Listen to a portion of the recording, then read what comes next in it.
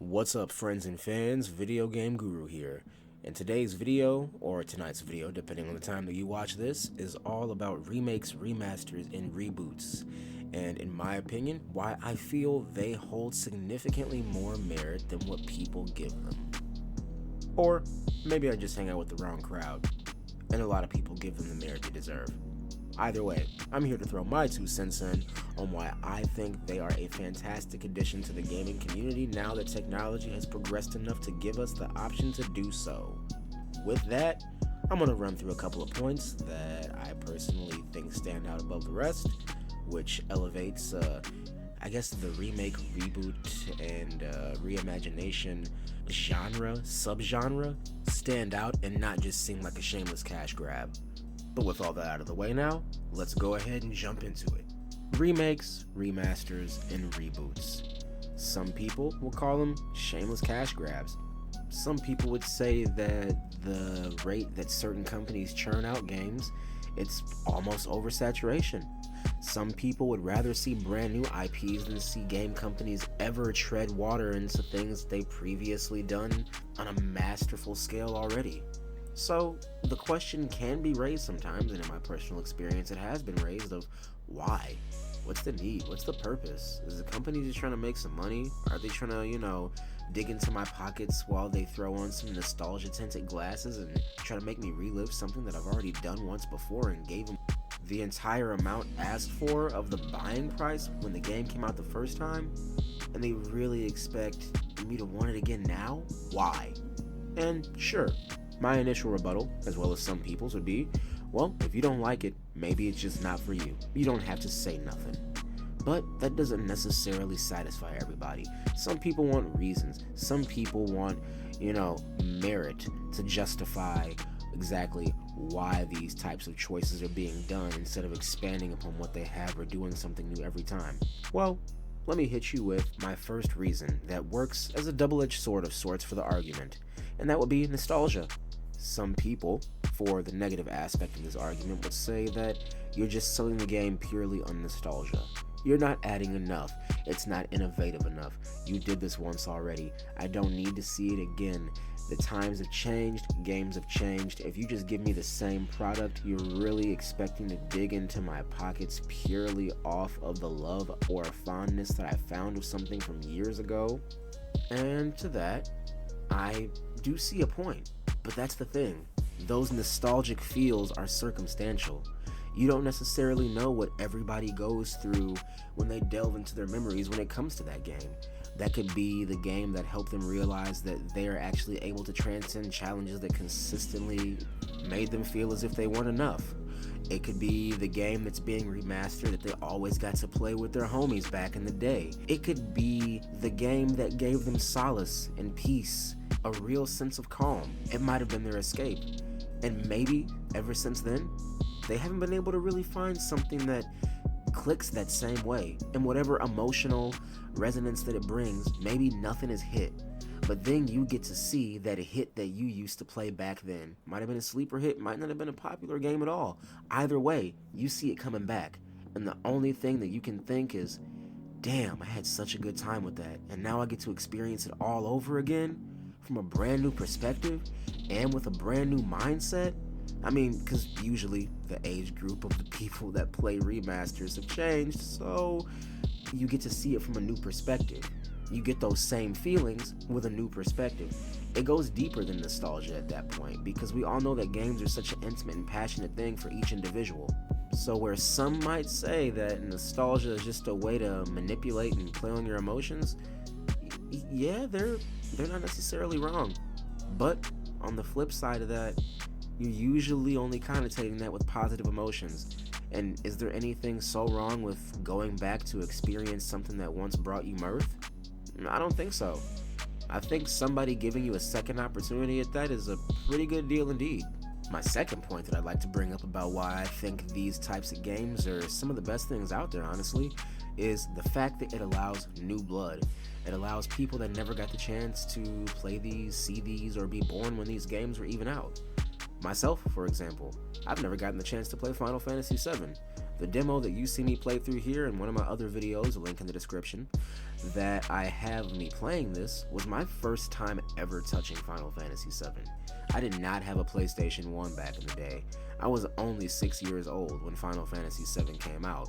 So to be able to see this remastered, redone, and the artist's vision truly brought to life, and then to see it captivate people and blow folks' mind for a second time, but my first, that's something pretty dope. I dig that. That's neat. That gives me almost the same experience, just, a couple decades later. And to that, some people might say, well, I mean, obviously you're an adult now.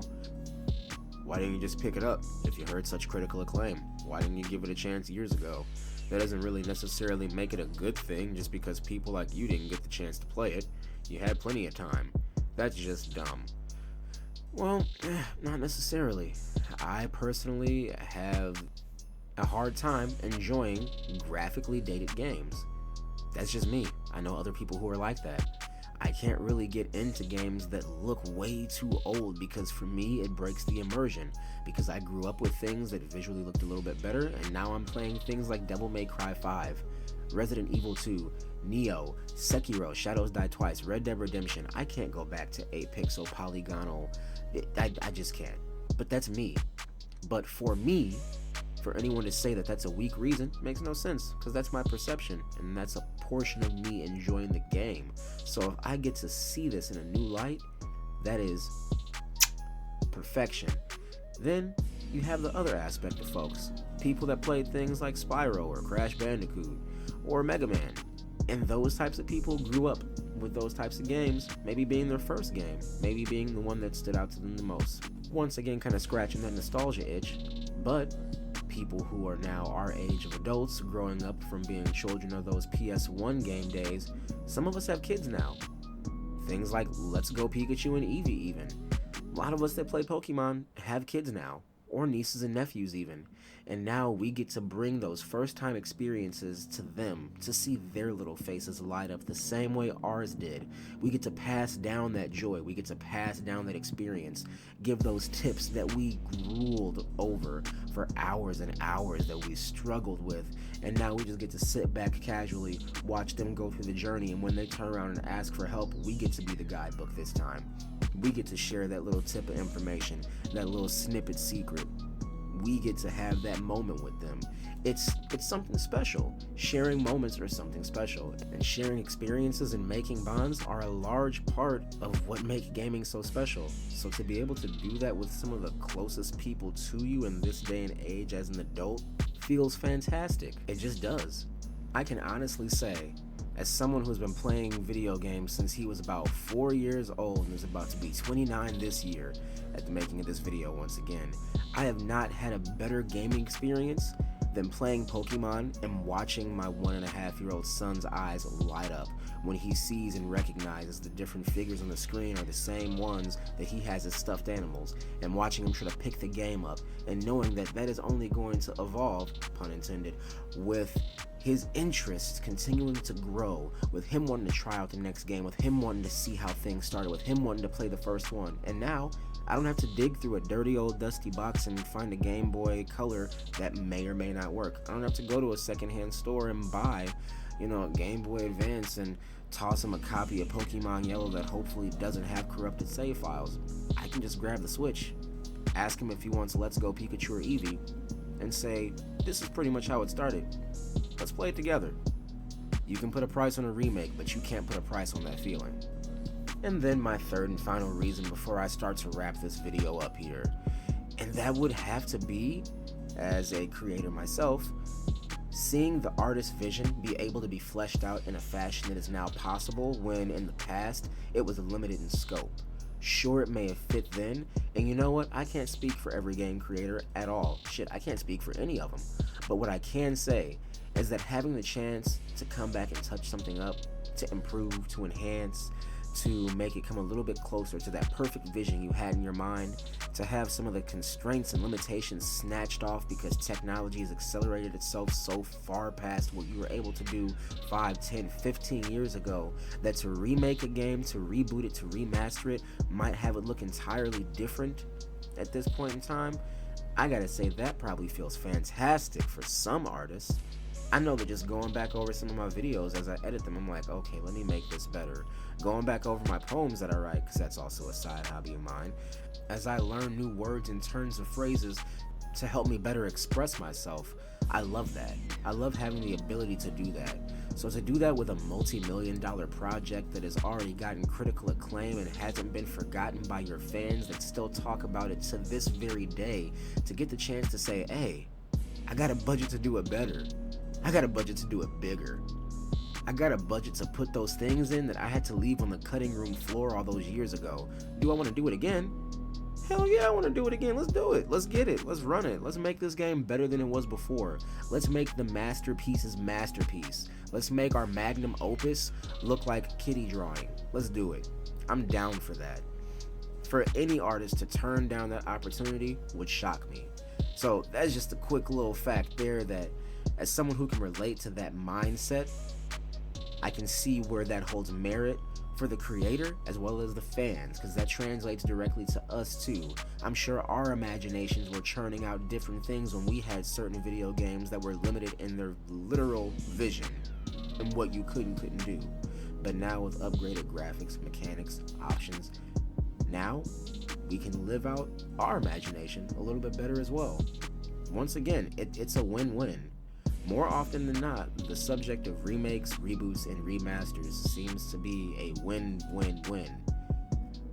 I don't really see too many aspects where it falls flat unless it's a shameless cash grab like a 77th Skyrim remake or a Call of Duty remastering, even though they come out with a new game every year and it's completely pointless because whatever innovations that you have, you'll put it out in the copy of the game that you're coming out in November. Trust me, we know you will.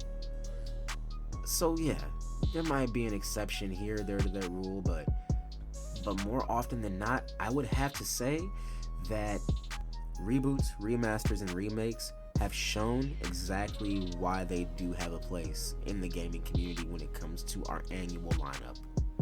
I think it is undeniable that it is a financial success, it is a fan success, and as long as the heart is the main focus into remaking something and not just to dig in pockets, I think that us as the fans are always going to come out on top.